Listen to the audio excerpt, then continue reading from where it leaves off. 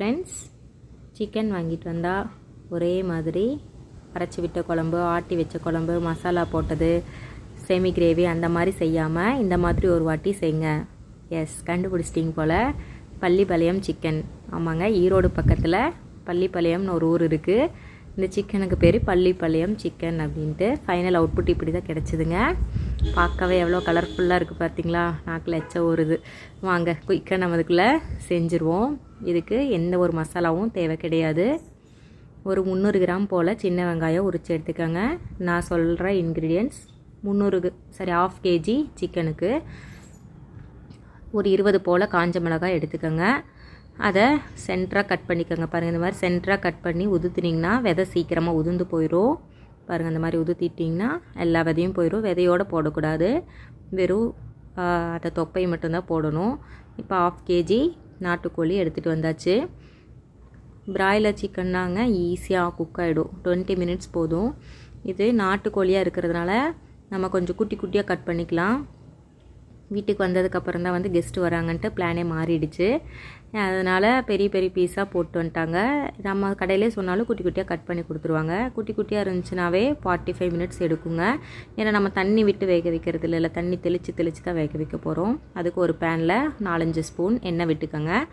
எண்ணெய் காஞ்சதும் காஞ்ச மிளகாயை அடுப்பை சிம் பண்ணிவிட்டு போடுங்க. அப்படியே ஹை ஃப்ளேமில் போட்டிங்கன்னா மிளகாய் ஃபுல்லாகவே கருகிரும், கலர் மாறிடும், நம்மளுக்கு ரெட்டிஷாக கிடைக்காது. பாருங்கள், இந்த மாதிரி சிம்மில் வச்சுட்டு போட்டு நல்லா வதக்கி விடுங்க. மிளகாயோட கலர் ஃபுல்லாக எண்ணெயில் இறங்கும். சிக்கன் போட்டதுக்கப்புறம் சிக்கனில் இறங்கும் நம்மளுக்கு டேஸ்ட்டு. இந்த மாதிரி ஸ்டேஜில் நம்ம 300 கிராம் சின்ன வெங்காயத்தை கட் பண்ண வேணாம், முழுசாகவே போடுங்க. அப்போ தான் அந்த லேயராக இருக்கிற சிக்கன் லேயராக இருக்கிற வெங்காயம் அப்படியே உறிஞ்சு அப்படியே ஸ்மூத்தியாக கிடைக்கும், அப்படியே க்ரீமியாக இருக்கும். அதே மாதிரி மிளகாயோட பல்ப்பு, உள்ளே இருக்கிற பல்ப்பும் அப்படியே க்ரீமியாக கிடைக்குங்க.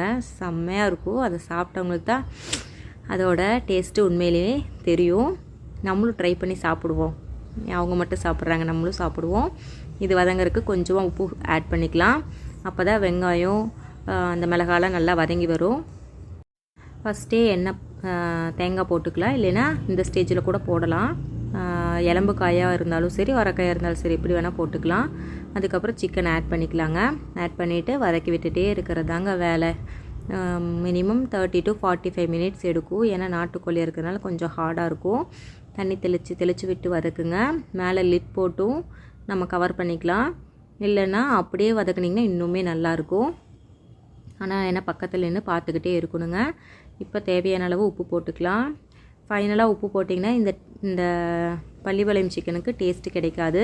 அதனால் சிக்கனை போட்டு கொஞ்சம் கலர் மாறின உடனேவே நம்ம சால்ட் ஆட் பண்ணிக்கணுங்க. அப்போ தான் அந்த காரம், உப்பு எல்லாமே அந்த சிக்கனில் எசன்ஸ் இறங்கும்.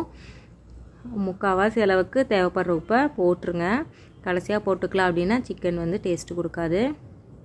தண்ணி தெளித்து விட்டு வதக்குனா பாருங்கள், கலர்ஃபுல்லாக மாறிடுச்சு. சிக்கனில் அந்த மிளகாயோட காரம் இறங்கிக்கிட்டே வருது.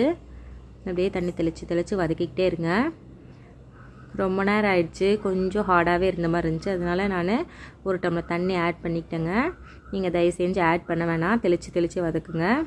ரொம்ப முதிக்கோழியாக இருந்துச்சுன்னா கொஞ்சமாக தண்ணி விட்டுக்கோங்க, தப்பு கிடையாது. எங்கள் வீட்டுக்காருக்கு இந்த மாதிரி செமி கிரேவியாக இருந்தால் தான் பிடிக்கும். அதனாலே இந்த சிக்கன் செய்ய அவர் ஒத்துக்க மாட்டார். எனக்கு வந்து நல்லா ட்ரையாக இருந்தால் பிடிக்கும். அடிக்கடி சாப்பிடுவேன். என்னோடய காலேஜ் அந்த சைடு தான், திருச்செங்கோடு. ஃப்ரெண்ட்ஸ் எல்லாருமே கேன்டீன் போய் ஃபஸ்ட் ஆர்டர் பண்ணுறது இந்த பள்ளிப்பாளையம் சிக்கனாக தாங்க இருக்கும். கொஞ்சம் கிரேவி விட்டாவே போதும், நிறையா சாதம் சாப்பிடலாம்.